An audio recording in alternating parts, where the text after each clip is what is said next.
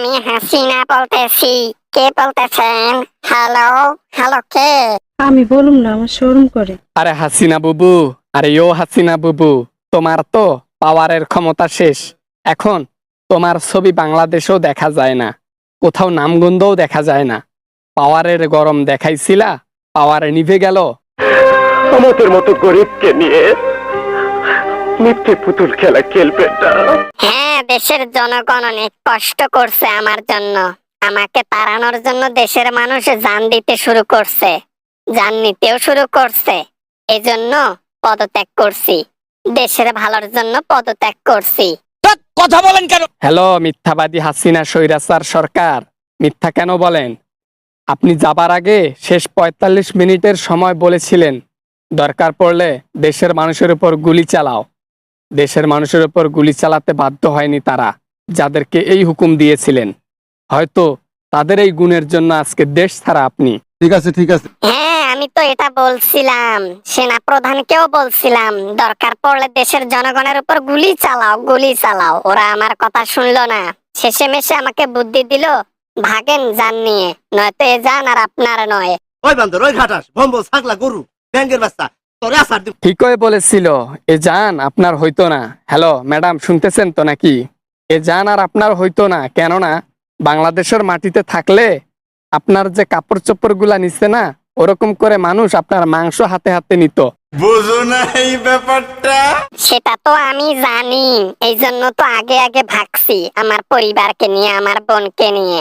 আবার অন্য রূপে আওয়ামী লীগ আসবে বাংলাদেশে, আবার আমি বাইরে থেকে শক্তিশালী হয়ে তারপর রাজনীতিতে নাম দেব। এটা হাস্যকর, হাস্যকর, এই দেশের জনগণের জন্য হাস্যকর। কি বলছেন? আওয়ামী লীগের কথা যে ক্ষমতায় আসবে রাজনীতি করবে আওয়ামী লীগ? দেশের মধ্যে আওয়ামী লীগের গুও থাকবে না, ঠিক আছে? আওয়ামী লীগ মুছে গেছে। গত ১৫ বছর যেভাবে স্বৈরাচারগিরি করছেন, সামনে ৫০০ বছরও আর ক্ষমতায় আসতে পারবেন না। সঠিক বলেছেন, আপনার বুদ্ধি ভালো। রাজনীতিতে আমার ছেলে আছে না, ছেলে, ওকে নাম দেওয়াবো। দরকার পড়লে ওকে এবার সরকার পদবিতে দাঁড় করাই দেব। আমার আওয়ামী লীগকে আবার জাগ্রত করব। যতই বলো ৫০০ বছর আসবে না, আসবে আবার আওয়ামী লীগ।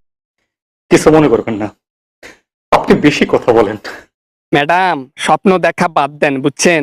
মোদিকে তো পিছন দিতেছেন, ওইটা ভালো করে দেন। পারলে আর একটা বাচ্চা নেন, ওই বাচ্চা জন্মর পর বড় হয়ে বাংলাদেশে এসে নেতা হবে, এইটার স্বপ্ন দেখেন। এটাই চাই। এই সিসি, কি বলে এগুলা, কি বলে এগুলা? মোদির সাথে সম্পর্ক আমার সেই, আমরা ভাই বোন। वाह क्या सीन है, वाह क्या सीन है। অনেক ভিডিওতে দেখা যায় যখন ভাই বোন এক রুমের মধ্যে ঢুকে পড়ে, তখন বাইরের সিকিউরিটি গার্ড পর্দা ফেলে দেয়, আর ভেতরে কি করে সেটা কি পাবলিক জানে না? পাবলিক কি ফিটারে দুধু খায়? বাপরে বাপ, এত চালাকের চালাক কেমনে বুঝলো পর্দার পিছনে আমরা আকাম কুকাম করি? আবার যাই হোক, রাখলাম ফোন রাখলাম, আর কথা বলবো না। Hello hello. হা হা হা হা, মরণ দশায় পড়ে গেছে হাসিনা। এখন একুলো শেষ, ওকুলো শেষ। ওখানে থাকতেছে ইজ্জত দিয়ে দিয়ে, আর বাংলাদেশে পাড়া দিলে ফাঁসির দড়িতে ঝুলতে হবে। বাহ, ক্ষমতার পাওয়ার আর লীলা দেখেন দেখেন। এখান থেকে ইন্সপায়ার্ড হন। যারা ক্ষমতার গরম দেখায় না, সে ক্ষমতার গরম পচে সরে দুমড়ে মুচড়ে মাটিতে পড়ে যায়।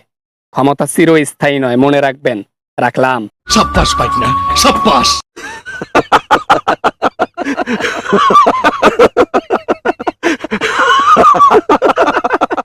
আসসালামু আলাইকুম, আশা করি ভিডিওটা অনেক ভালো লেগেছে, অনেক এনজয় করেছেন। যদি ভিডিওটা ভালো লাগে তাহলে অবশ্যই একটা লাইক করবেন, আর কিছু বলতে চাইলে নিচে কমেন্ট করতে পারেন। দেখা হবে আমেজিং কোনো ভিডিওতে আবারও। ততক্ষণের জন্য খোদা হাফেজ। আসসালামু আলাইকুম।